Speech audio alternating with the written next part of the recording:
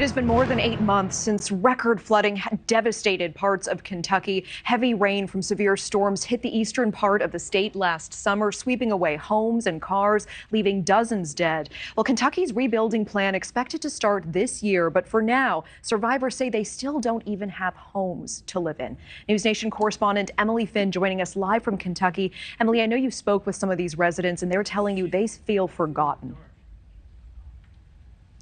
That's right, Natasha. We're here in Jackson, Kentucky tonight, where, as you can see, the local community is still trying to rebuild from last July's floods.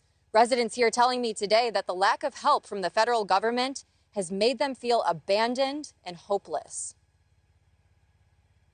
They were forgotten from day one. A neighborhood still in shambles. Vanessa Treft assisted with the recovery efforts from last year's flooding in eastern Kentucky.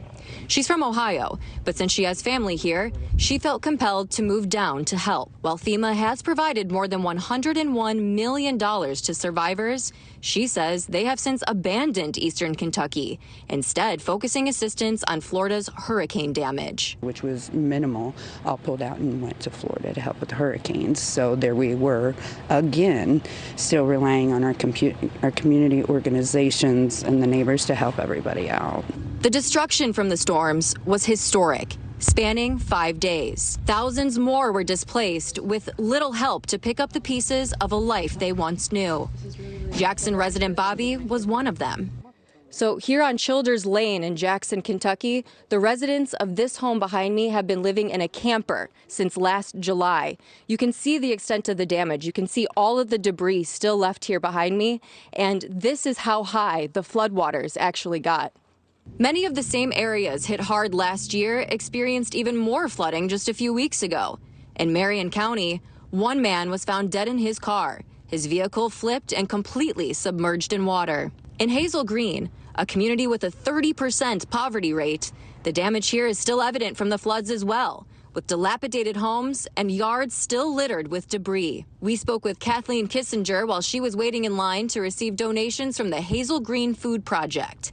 She says one of the reasons she needs help with food is because she lost everything from the floods. The thing is, I was in that July flood. Everything I got destroyed. So I'm still rebuilding from that.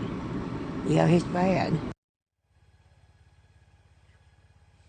And Natasha, we spoke with Kathleen just yesterday at the Hazel Green Food Project, where our team was there for 13 hours. We saw more than 600 cars lining up for food assistance. So last year's floods and the lack of help since has only made matters worse for this poverty-stricken community. We'll send it back to you. Okay, we appreciate that live look at the situation on the ground. Emily Finn live for us in Kentucky. Thank you.